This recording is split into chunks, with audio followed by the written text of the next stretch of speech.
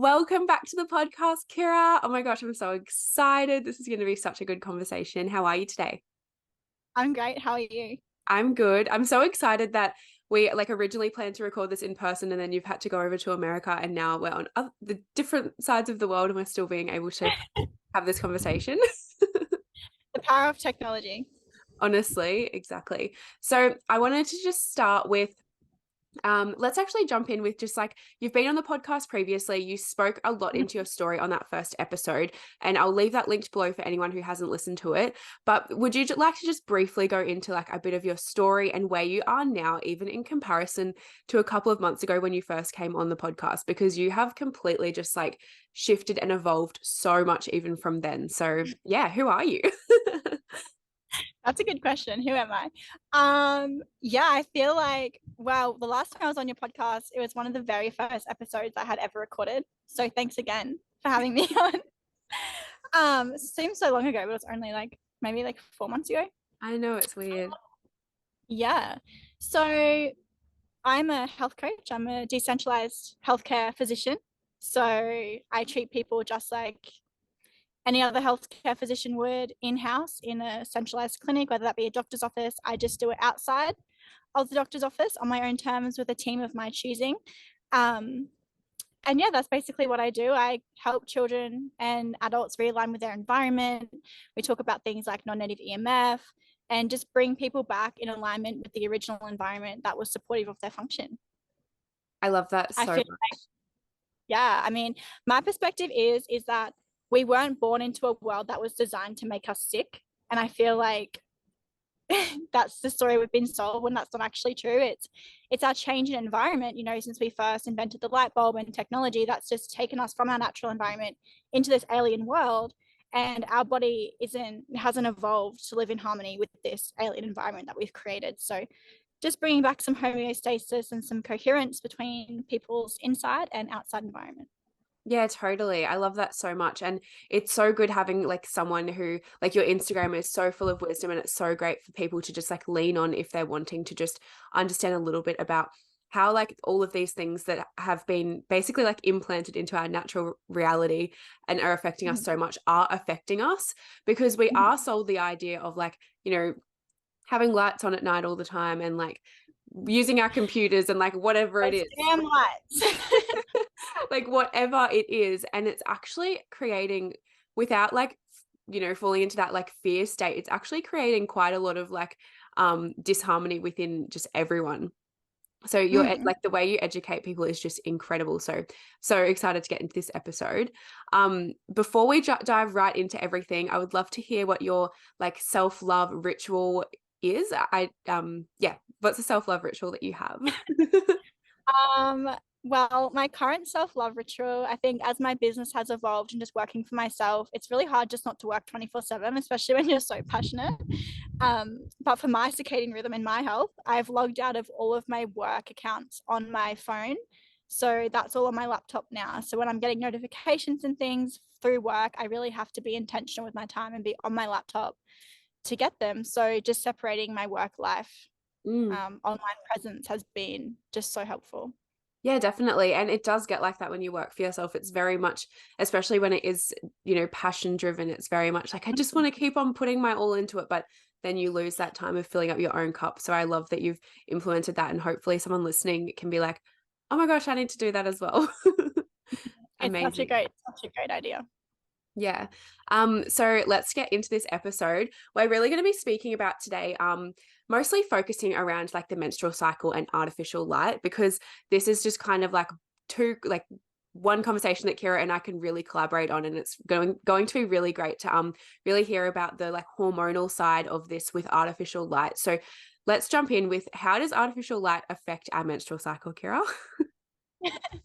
That's a really big open-ended question, but I mean, it's really endless. I mean, we are holistic. We can't just separate our systems anymore and treat them solely on their own. It's our whole, every cell in our body working in a symbiotic relationship for the greater good of our entire being. And then we can talk about that in a bigger sense as we're all contributing to the world that we live in on a collective unconscious. But I think the biggest impact and what I've seen through working with clients as well with artificial blue light and just artificial light in general on the fertility.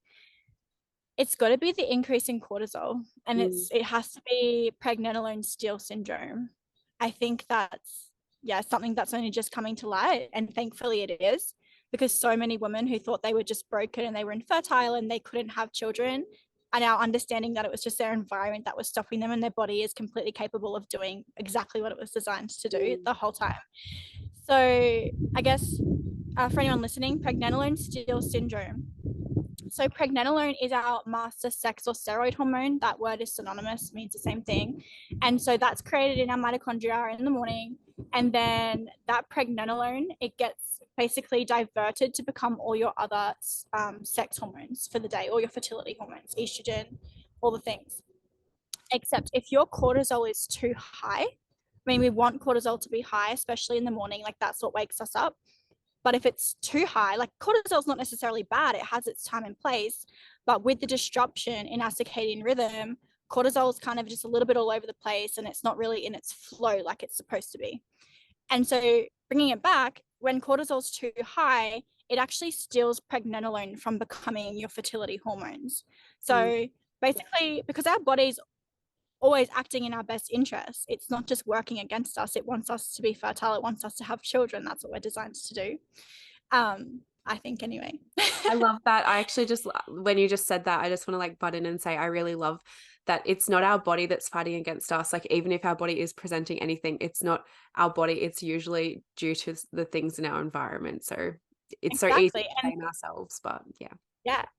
And, you know, our body wants to have a healthy child. So if our body, and this is in most cases, like obviously there's those cases out there where other interventions are needed and it's not so simple, but this is a large group of people that I'm speaking on right now. And obviously infertility rates are climbing, and I really do feel that this is why. Our body wants to have healthy children. And so if we're not meeting our basic energy needs for ourselves, and we're not happy and we're not healthy and we're suffering with headaches and fatigue, and we don't have the macronutrients needed to detox our body and live our best lives, why then would our body say, okay, it's a really good time for Kiera and Tanika to get pregnant? It just wouldn't. It just wouldn't, because that's decreasing the quality of that child that you're going to have. Yeah. So I feel like we really need to focus on nourishing ourselves, and that also takes the stress away from trying to conceive, and nourishing ourselves, our mind, our body, our soul, working on that womb space, and then it kind of just happens naturally. But back to the pregnenolone steal syndrome, if your cortisol is too high, our body senses that as, hey, Tanika's not in a very good place right now, she's unsafe, because that high cortisol tells our body that you're not safe. And so Tanika's not safe right now, it's not a good time for her to make a baby. We're not going to need those fertility hormones, but what we do need to do, because we're acting in her best interest, is to make more cortisol. So that cortisol steals the pregnenolone to become more cortisol, so you become safe and you don't make a baby. Yeah, and then you're stuck in that like fight or flight, really activated nervous system, and that's really what that is, right? When you like got high cortisol, and that's why it can be so important, even when it comes to just like this conversation, is like artificial light does raise your cortisol. Well, this is what I'm getting from it. Artificial light does raise your cortisol. So it's really important to make sure that one, you are limiting artificial light, but two, you're also doing practices that are rebalancing your nervous system from the environment that we live in. Like getting in our car, driving, there's like lights everywhere, there's people everywhere. It's actually quite stressful on our body, and it's not so natural. So what you're saying and what I'm getting from it is like reduce your light, and also like really coming back to we live you're doing great, by the way. You can really take this podcast for me if you like. Thank you. I'm so proud. But yeah, it's not just artificial light either. Like, as you said, like a lot of your work is healing that trauma, healing that womb space. It's anything that raises your cortisol. And so blue light does that, because it kind of cleaves this chemical called POMC into ACTH, which upregulates our cortisol. That cortisol, it then influences a process called gluconeogenesis or glyconeogenesis, however you want to say it. And basically that pathway, it'll pump sugar out of thin air basically into your bloodstream to use as a fuel source when you have too much cortisol to give you energy, which is great, like if we're getting chased by bears. But we're not getting chased by bears anymore. We're trying to be fertile here. So that's not great. And then what that does as well So it's not just blue light that upregulates cortisol, it's general stress. It's non-native EMFs do the exact same thing. It's being in that fight or fight nervous system state, it's having unhealthy relationships, it's having a really, really high workload. It's all these things, and sometimes combined, because Yeah. it's multifaceted. It's just whatever tips you over that threshold, I And guess. I'm aware from just like work that I've done with clients from an energetic standpoint, and I have seen very much so that we can become quite addicted to this like having that high cortisol and like being in that fight or flight. It can become an addiction. So and then when you're like in that state all the time, you're constantly manifesting more of that in your life, right? So Mm-hmm. yeah, I just wanted to add that in, that like some people might be listening to this and just being like, holy shit, everything that they're listening is like so my life. And that's okay. We do like get unconsciously addicted to these things, and hopefully this like episode can just like bring to light just some of the ways that you can begin to like have more consciousness and bring your nervous system back into a more regulated space. Mm-hmm. Speaking into like all these hormones and all these things, I'm realizing I haven't even asked you, like, could you list some what like forms of artificial light and even like non-native EMFs, just like some basic things? I know that it's like in everything, but just so that people can kind of go, oh my gosh, okay, now I'm starting to understand how much my Yeah, environment no, is affecting okay. me. Yeah. So basically, depending how deep you want to go, everything is light. Like everything is light. And so this light can be in different frequencies, so different wavelengths, different frequencies.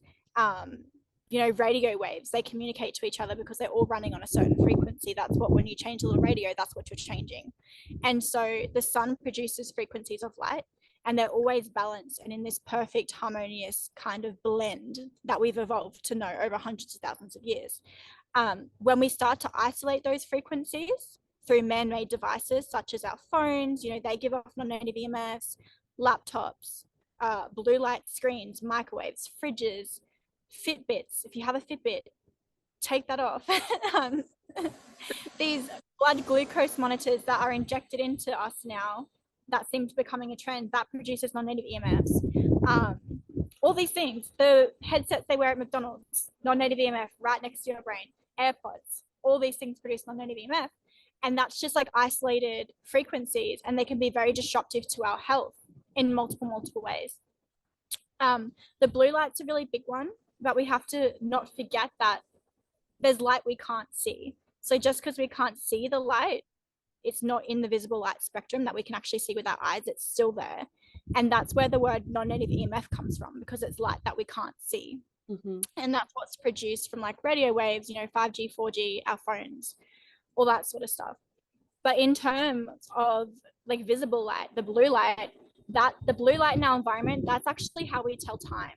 So unlike me, my conscious brain that can say, okay, it's 3:52 p.m. on Wednesday, my body doesn't know that. My body is constantly sensing time through the light in its environment. And so when I wake up in the morning and I look at my phone first thing before stepping outside, what's that essentially telling my body? It's telling my body, okay, you've slept all day, it's now midday, and you need to catch up, like what's happening. Blue light, it also helps keep us awake. So it actually increases our cortisol on its own. So you can have no food in your mouth, nothing, and you can be under blue light and it will raise your cortisol and raise your insulin levels, which we'll chat about that, I guess, in a minute. So when we wake up, we were talking before about, cortisol being raised and it influencing pregnenolone still syndrome. If you wake up, like a great way to be infertile is waking up and looking at your phone for an hour in bed, because that's just going to directly raise your cortisol. It's guaranteed to cause pregnenolone still syndrome, throw your hormones out of whack, start to see things like acne. We start to see things like dry hair, broken nails, poor skin. They're all signs of this pregnenolone still syndrome. But yeah, it's not just the light we see, it's also the light we can't see. So things like non-native EMFs can do the exact same thing. I hope that's a nice little summary. I think it kind of paints a picture of light. Definitely. And I think it's great for people to go, oh my gosh. So, and I know we spoke about this in the first episode, but it really is important to not be going on your phone instantly, especially if you're wanting to balance your menstrual cycle. And we were speaking before we started recording, but being focusing on your fertility doesn't mean that you are wanting to have a child in the next like few months, right? Like being fertile is actually so important for our overall health as women, and we should be fertile. So even though you're speaking into, like being fertile, you don't want to go on your phone, that's just also just like in general, young women who should be ovulating regularly. If you've got issues there, like that's just being fertile. Like we want to make sure that we are fertile. And I just want to, yeah, you go. There's I tell women, 3 years before getting pregnant, you really want to start nourishing your body and working on your circadian rhythm, because it influences something called mitochondrial percent heteroplasmy. And basically, we won't go into that too much, but all of these things influences the quality of our mitochondria and the health of our mitochondria. And as females, we pass on our mitochondria directly to our children. They don't get any from the father's lineage. It's all from us. And so mitochondria, I don't want to scare anyone, but poor mitochondrial health has been linked to things like autism, neurological diseases, poor metabolism, energy efficiency. All those things are passed on directly from mother to child. There are some rare cases where they do receive, I think it's like 0.01% chance they'll receive the mitochondria lineage from their dad's side, but it's very rare. So as women, we kind of have this, I guess, extra duty now that we know that, to ensure that we're really looking after our mitochondria so we can have the healthiest child as possible. And that can take, if we've been living in a blue light environment, working out indoors, office job, never seeing the sun, that can take, 2 years to undo. Yeah. Yeah. And so many people are living that lifestyle of being indoors, working indoors on computers, or like whatever it looks like. And that's really interesting about the mitochondria. I hope I'm saying that correctly. Because when I look at when I work with the womb, right, I'm always saying to women, like, we actually do carry generational trauma, and we were in our grandmother's womb. Like, this is just a really, like, when people hear this, they're like, what the hell? But like, it actually, it's actually a thing, right? And like energetically, you just think about this. So I did speak about this on one of my last episodes, but basically think about like the journey that you've had in this lifetime and the things that you've had to go through just as an individual on your own. You were an egg inside of your mother, right? So then if your mom wasn't cutting cords and like protecting her energy and all the things, you've then got that layer there that you've like carried energetically. But then you were also within your grandmother's womb for like 5 months as well inside of your mother. So then there's that other layer, and that's like 3 generations there alone on like a tangible level that you can energetically see. We're intertwined with like traumas and all of the things. And I always just love to tell that to women, because we don't realize how actually big this is. And I never want to say it from like a space of like scaring people. You can always just start now and start the journey. And, like my grandmother and my mum, they didn't do anything, and I'm fine. Like, you're fine as well. Like, it's not to create fear, but it's just to get you thinking that, wow, if you do start looking into your health now, it's actually going to have such an incredible impact on all of the women and children to come after you. That's beautifully said, and it's so true. Thank you. It's just so like, this work is really quite phenomenal, and I'm just so grateful that more people are opening up to it, because they're beginning to see actually how harmful our environment can be, just on our health overall.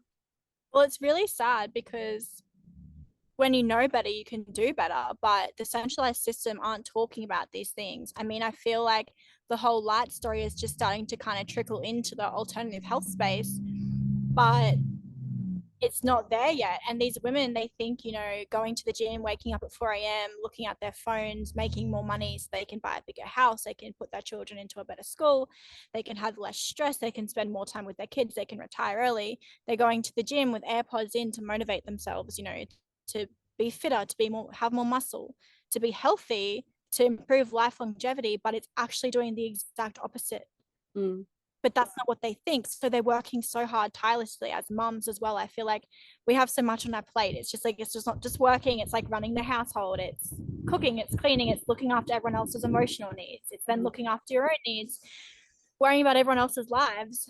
And then we still push ourselves to do all these things to benefit our children, our future children, our current children, our household, our health, not knowing that it's actually being extremely detrimental.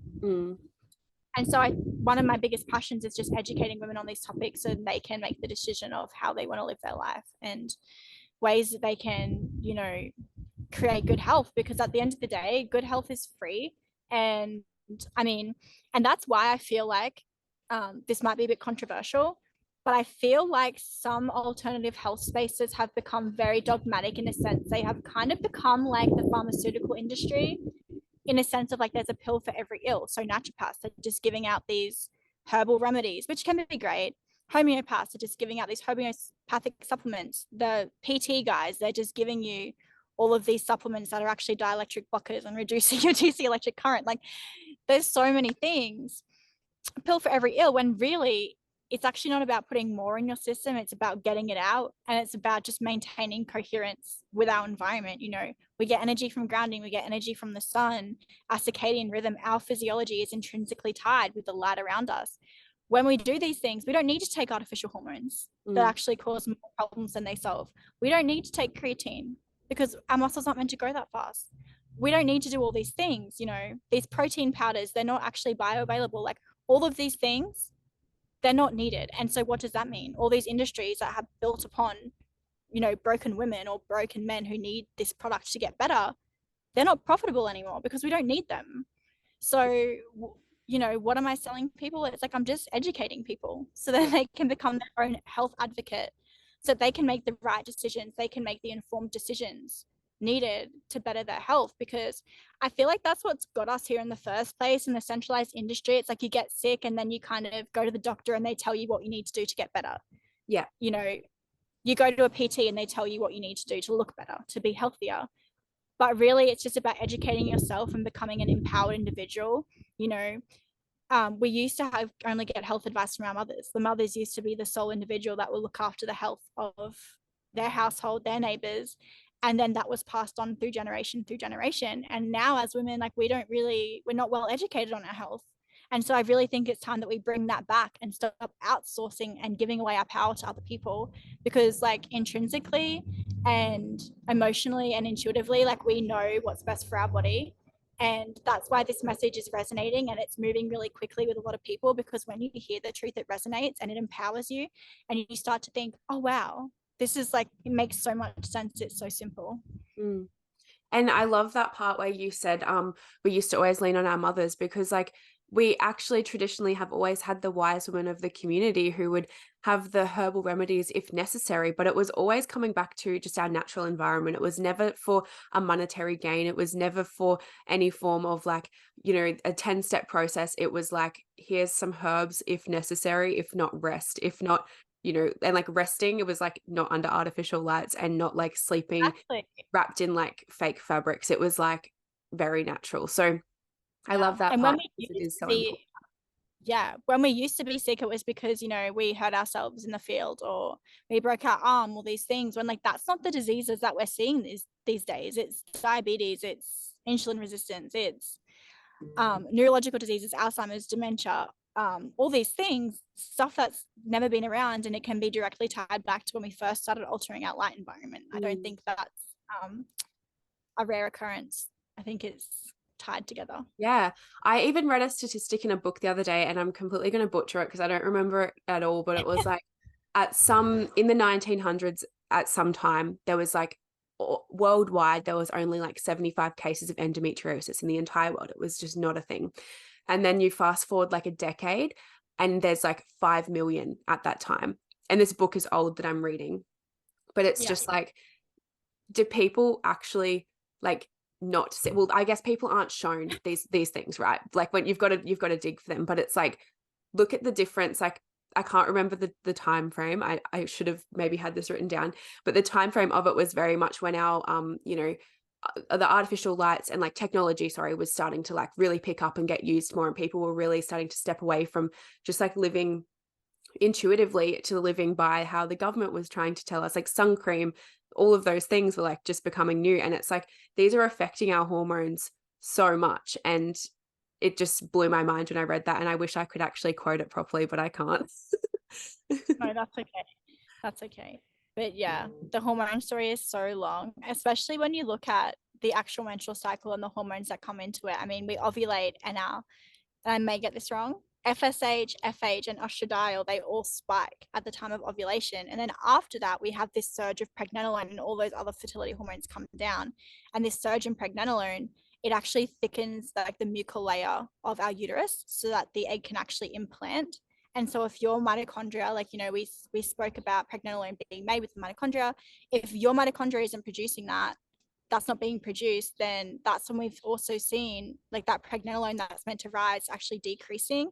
And then our mucal layer isn't supportive of egg implantation. So even though these women, they are conceiving, like they're, I guess, I don't know, they're getting pregnant, Yeah. it's not staying because the mucal layer is just not thick enough and it's not supportive. Again, because the progesterone is just not doing its thing. Sorry, the pregnenolone. Yeah. Which is really unfortunate. So not only do we have to have the correct cycle of fertility hormones, we actually have to be able to make them, which means like low cortisol, good circadian rhythm, all those sorts of things, blocking stress. Our body actually has to be making enough of it. So our body needs to be running in an efficient way as well. And that can take some time. Because there's a lot of like statistics around there with just like miscarriage and our hormones like not being able to actually sustain pregnancy. And it's such a common thing that a lot of women think they're alone in it, but it's actually so huge. So that part is just like really powerful that you brought that in there. I would love to just like jump into just like the cycle of our hormones from our bleed time through follicular ovulation and then luteal phase, just so people, do you have like an understanding of our hormones for our menstrual cycle? Yeah, I do. That's where I kind of spoke about the rise in the FSH, you know, the follicle stimulating hormone, the pregnenolone rise just after. A lot of people seem to think that pregnenolone is peaked during ovulation, but that's actually not the case. It's actually after that, because that pregnenolone, like, that is being diverted to make your other fertility hormones. So if you've got a really big spike in your fertility hormones, which should be happening when you're ovulating, that pregnenolone is going to be really, really low. So why are these alternative healthcare practitioners giving you pregnenolone supplements during this time on such high doses? It's just counterintuitive to the whole process. Not to mention that interacts differently with our body to start with. But then that's actually in turn decreasing that pregnenolone spike after ovulation. So then the egg's not actually implanting. And I've seen this time and time again with women who are just suffering with infertility and they're taking all these natural supplements, but it's actually counterintuitive to our body's natural cycle. And you know, the reasoning that these practitioners give is, oh no, this may be a different hormonal pattern than what your body's naturally doing and trying to achieve, but it's better and it's going to produce a better outcome. But then these women who are on these programs aren't actually achieving their goals. So therefore it's like, what do we come back to? It's like, well, our body knows exactly what to do. And our body is always acting in our best interest. And we just need to support our body in the right way so that it can make the decisions for itself. I mean, sometimes if we have underlying viruses, underlying health conditions, our fertility hormones will actually be different than what's clinically shown as normal, but that's still normal for you and your body, because our body has this innate intelligence of always acting in our best interest that we haven't even begun to understand how it works. And so I don't want women to look at these charts of fertility hormones of their hormonal cycles and get like these full hormone panels done and be like, okay, so I'm just broken, my body's not working because this number needs to be like 2% higher, and then they fixate on that. It's like, no, you need to just do the best you can to nourish your body and your body will work it out itself. Because that also, when you're so focused on achieving these numbers that your doctor's given you, that just causes so much stress and adds so much pressure to us. And like, when in history have we ever measured hormones to this extent? Like, never. And so I feel like there's also a little bit of manifestation because we're told, you know, your FSH needs to be at this level in order for you to get to be fertile, to conceive a child. And then straight away, that's like influencing our reality of what we can expect. It's like, okay, well, I'm not going to get pregnant until I see this number on the chart. You know, I've had women who haven't looked at their labs, you know, they're obsessing over labs constantly. And I say, okay, we're not going to take any labs. And they're like, are you crazy? But then 3 months later, they're pregnant. So it really is a real thing. And there's no other explanation for it except for these things. Obviously raises cortisol, and then it just messes with our reality and just puts just like a curse over the natural cycle of our life. I think words are so much more powerful than what we really think. And I think that you do a beautiful job at explaining this as well. You're always talking about it. Thank you. But yeah, it is, because everything is practically a manifestation. And if you are coming from that space, it's almost like a and there's absolutely no shame here if you are in this position listening, but like it's almost a shame spiral. You're shaming yourself that you're not good enough. Then you're never going to feel good enough. And then your womb space on an energetic level even is never going to feel safe enough to produce a child, because it's not a fertile ground. It's infertile because it's in a space of scarcity. It's in a space of lack. It's in a space of need. So though, like, I just love how much our work can intertwine, from like the way you look at health and then the way that I work with like energy. It's so intertwined to like when we are fixating on something that is negative, we are breeding more of that. Like it is the law of vibration, it's the law of attraction. Like we are just going to continue that. So I think it's really powerful, your message, Kiera, how you're just wanting to educate women on their health. You're just wanting to bring them back to their own body. And that really is the juice of like this episode and just everything that you put out there. It's like, don't take from anything that has been said any sort of like shame or any sort of, oh shit, I'm doing this or I'm doing this wrong. Take from it that you actually can just come back to your body, and you now have a conscious awareness of that, because we are not shown as women that we can come back to ourselves. Yeah, that's exactly right. It's such a powerful message. I mean, yeah, that's the society and the world that we unfortunately live in today, but times are changing, which is very, very exciting. I'm just like so excited for the future and what's to come. And yeah. I did want to ask a couple of just like little questions that hopefully aren't like super in depth. One being, what time of day would you recommend to women to be in the sun? Like what times of day would you recommend women to be in the sun if they are sort of struggling with like irregular cycles? Is there a certain light frequency that the sun can emit that can kind of help women with that? Or just Yeah, so overall go in the sun? infrared light is extremely, extremely important. And that's actually natural it's very healing for our mitochondria. It's naturally in our environment. It's highest in isolation, I think, is first light to sunrise. So that's when you have that most isolated IR light. That's super, super important. It structures our exclusion zone water, it gives us energy, heals our mitochondria, all those sorts of things. If it's winter, obviously when you're starting this, maybe the sunset is not, it's also at sunset.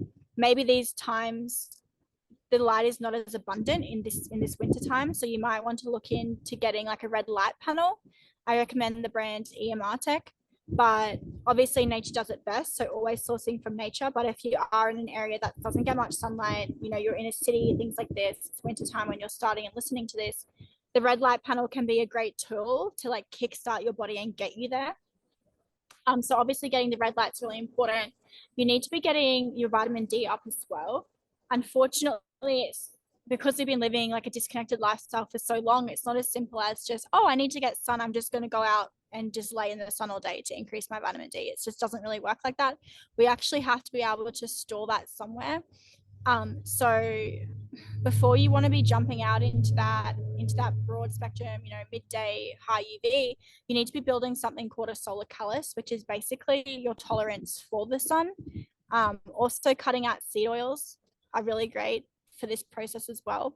But basically getting out in the morning from, let's say in Australia, I think at the moment the sun rises at about 6:45. So 6:45 to 9 a.m. You want to be basically spending your whole time outside, go back in, cook breakfast, go back outside and eat it. Spend as much time off your devices. If you have to be, put a red light on them to block that artificial light. But just spending that amount of time outside, and then maybe like every hour going out, sun checking, spending 30 to 15 minutes in that peak UV period. I mean, maybe like 10 minutes to start with. But basically, you're just going to build up that tan, build up that melanin, build up that solar colors over a few weeks. And then you'll be able to start going out all day without getting sunburned and harnessing that light energy. Because yeah, we need basically training our bodies in a way. I mean, we get sunburned because we sit inside all day on our phones, disconnected from our light environment. And then one day we're like, oh, we're going to go to the beach. And then we jump outside and our body's like, holy crap, I didn't even know that it was the middle of summer or that the UV was this high. No way do I have enough melanin. No way is my body prepared to absorb this light and interact with this light. So then we burn. But when we slowly build up our tolerance, we're able to interact with the light in a more safe way, which is what everyone should be doing. That is so powerful. Even how you just spoke into our bodies don't actually know it's the middle of summer if we're sitting in on our devices all the time. Well, that's exactly right. I mean, our eyes, you know, they're the gateway to our soul, but they're also the gateway to our brain. So it's like that light information, because light, you know, photonic energy, information, whatever you want to call it, that's the direct pathways through our eye. That's our primary pathway. That's how our body receives all this information. So if we're wearing things like sunglasses and we're blocking this information every time we're outside, or we're just not getting sun in general, how on earth is our body meant to be able to sense the time of day, let alone the season or the time of year that we're actually in? It just doesn't. Yeah. And that is heavily then impacting just like, you know, if we're not feeling what the external world's doing, of course we're not going to be in touch with our own cycle as a woman. So it is just so intrinsically just like linked. And I just love here. I mean, I don't love that so many people are living that lifestyle, but I love that you have all the information to help people to feel empowered to like step away from it. I know in the first episode we did go into this a little bit, actually a lot, but could you just list like a couple of tangible ways that people could just be blocking artificial light a little bit better? Yeah, so first of all, we need to be applying a red filter to our phone. I do have a little tutorial on my Instagram about that. But basically, you just go into your settings and you just turn on the color tint and reduce your white point. And then you can kind of set a little link, so you can triple tap your side button and it can turn it on and off.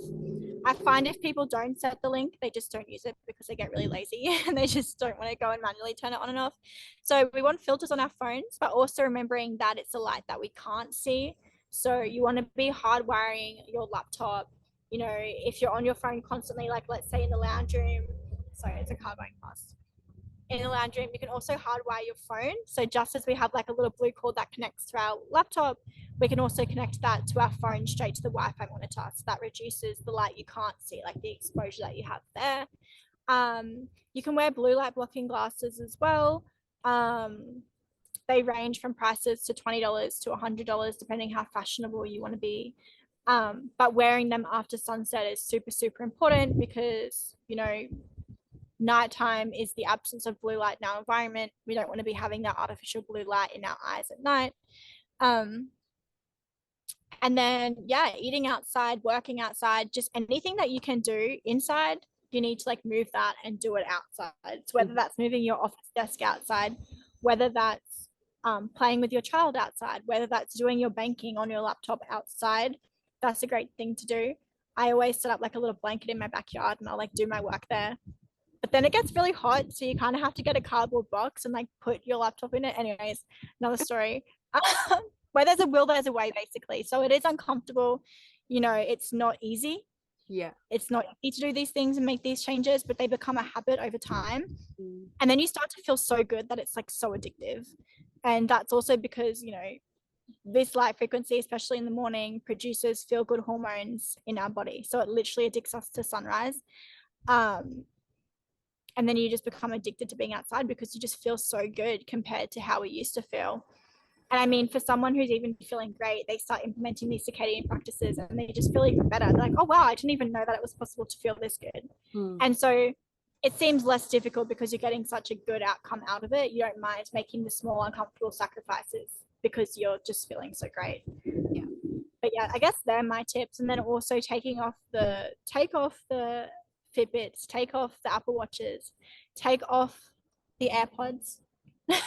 Yeah. Take off the AirPods, chuck them in the bin, put wired earphones in. Chuck them in the bin.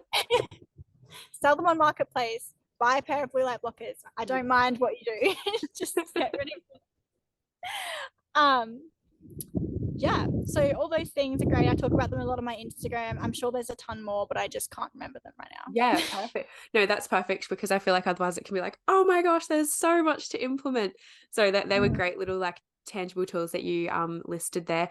And I just want to add from like my own experience of beginning to work outside now. Oh my gosh, my productivity levels have been skyrocketed since I've been working outside on the grass. I'm feeling so much more grounded in my body. Like I was very much someone who would have to like definitely meditate every single morning to feel like really grounded. Now, if I don't have as much time of the morning to do that, I know I'm working outside on the earth and my energy just feels so much more centered just all the time.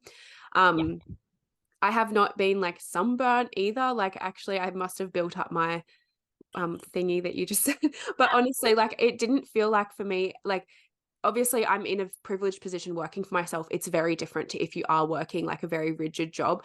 But, yes, it can feel a little bit like, oh, I would rather to just like sit here and do it inside because that's what I'm used to. Like, actually stretch yourself a little bit out of your comfort zone and ask your boss, like, can I go sit outside for 10 minutes? Like, you're going to feel so much better for it. And I can actually advocate that so much because it's shifted so much for me, like productivity, all the things, like I've said, my creativity. Yeah, it's actually really powerful. So thanks to Kiera and the education from her.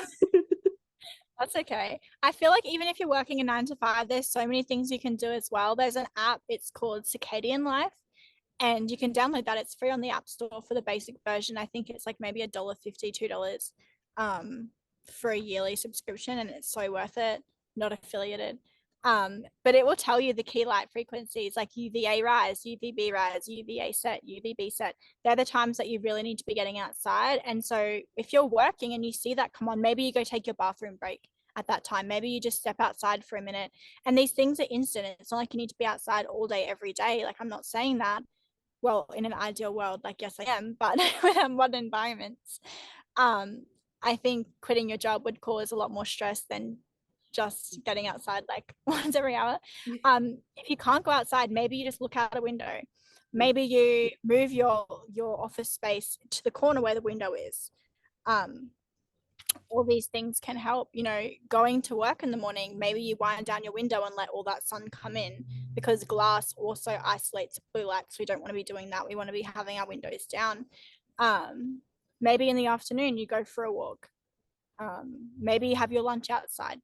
There's all these things that you can do even if you are working indoors, and these things are instant. It doesn't take a large stimulus. It's that instant light stimulus to us, to the rest of our body on a quantum level. So if you're watching this, don't get so overwhelmed, because I feel like people are just like, oh yeah, that must be nice, but I work a 9 to 5 and I'm a really busy woman, or I'm a really busy guy, and that's just not achievable for me. It's like, it is. And these small tiny habits that you implement, maybe like week by week, month by month, they add up to have such a large, profound effect on, as you said, like our productivity, our mental health. Mental health is such a big one.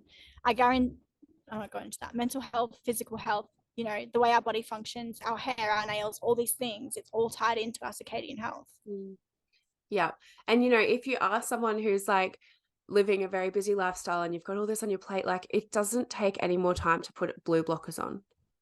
There are things, if like going outside actually does feel too overwhelming to ask your boss, maybe like you are too anxious to like ask of that for yourself, like actually putting on a pair of blue blockers, putting the red filter over, like I have the red filter over my laptop screen as well. Like, it doesn't take any extra energy. That's just a story that you're, probably stuck in, of just like fearing a bit of change. And that's okay, because that everyone has that. Like, it's a human thing. We hate change. So it's also like knowing that you're worth it. Like, yeah. you deserve good health. You deserve to take that time for yourself. When you fill your cup, when you feel good, you can give back to other people. You're more productive. You're all these things. So if you can kind of trick yourself. If you're in like a selfless person and you're constantly giving to your family, it's like, well, if I take the 5 minutes a day to do X, Y, Z for myself, I'm going to be able to give back to my family 10 times more, because I'm going to be feeling so much better. Like, if you need to trick yourself in that way, like, do it. But it's so true. I mean, all these things. Yeah, I know. I just see time and time again transform people's lives. So it's just so, like, such a passion of mine. Yeah, I can feel it. I can feel it in your heart. I love it so much. I remember the first time, my first ever fertility client, when she answered our check-in, our Zoom call, and I answered it, and she was holding up a positive pregnancy test. I just cried, like my eyes out. And I was like, and it just gives you so much passion, because I'm just so sick of the whole world being sold this story that we're broken, we need to take these supplements, our hormones are trash, like all these things. It's like, it's not true. Yeah. It's actually, our environment has changed so much that it's not supportive of our function. Our body is capable of doing exactly what it's designed to do. We just need to give it the supportive environment to do so. We need to give it the right tools to make the right decisions for our body. And that's what it really comes down to. And I think that we're in such a powerful position because we both haven't had children yet. And we're both like influential in our age group, in our towns and in our little niches, that we can really get this information out to young people, because preventative medicine is the best medicine. It truly is. Bypass modern disease, focus on your health now. all these things are really, really simple. It's when you are already sick, if you're already, you know, diabetic, if you already have neurological disorders, that you really do have to seek a circadian health coach, whether that's me or whether that's someone else in the field, to fix the battery. But really, like, other than that, it's just connecting with your environment, and it's not hard to do, and the impact is so profound. Yeah, I love that. And I love your mission. And I just love hearing So you. I just always go on little rants. No, me too. I'm just like going off on these tangents and I'm like, loop it back in. But that was such a cool episode speaking into all of that. Like, very much supportive for women to listen to in understanding maybe why their cycle isn't presenting in their body the way they desire, but also just overall health. So powerful. And being able to implement these things so that our children to come don't have to be sitting here wondering like how to fix themselves. It'll just be so embodied within them that they, not that anyone's broken, not that you have to fix yourself, but you know, like our children will be able to just understand, like, I need to go and ground every day, I need to go out in the sun every day, and like just creating that change. It actually has, it's not even a ripple effect, it's like huge crashing waves coming in and just like, Exactly. It really is that education that it becomes just like second nature. Like this morning, I grabbed my charger out of the power point in this house and I got electrocuted somehow. And I was like, oh, I need to go ground. Like my yeah. instant reaction was, I need to go stand out and dissipate that charge. So, yeah, funny story. But No, get it ingrained, and then you'll start to be like, oh, I have a headache. Why do I have a headache? Oh, I don't have a high redox. I need to go and eat more seafood and ground. It's like having that education to be able to become your own health advocate is so yeah. important. And that's like That connecting you back to your intuition as well. I love that. exactly. I would love for you to just let everyone know where they can find you. I'll leave everything linked in the show notes below, but where can everyone find you and how can they work with you if they want to? So I provide so much content over on Instagram. So it's Kiera Lea Wellness. I also now have a Twitter. So exciting. Big Twitter girl, Kiera Lea Wellness. I have a YouTube, which will be launching soon. My first video goes up next week. That'll be all about deuterium. Super fun. And then also I have just launched a Patreon, which is actually so exciting. If you're a practitioner and you're wanting to learn about quantum health and how to bring that into your business and in whatever modality you present in clinic, that's a great space for you to learn. I upload a lot of documents on there, lots of tips and tricks, breaking down like the in-depth science behind quantum biology, which can be quite confusing if you don't have the time to delve deep into it. And yeah, so Patreon, if you're wanting to learn more of the in-depth side of the science, follow me on Instagram, lots of free content there, and check me out on YouTube. Amazing. I'll leave it all linked below for everyone to be able to find you easily. But yeah, thank you so much for coming back on. I'm sure that we'll have plenty more episodes to come. The conversations always feel like there's so many different ways that we can take them, and you just have so much wisdom, and I love it so much. So yeah, thank you everyone for listening. I'll be back in your ears next Thursday at 5:55 a.m. and I love you so much. Bye.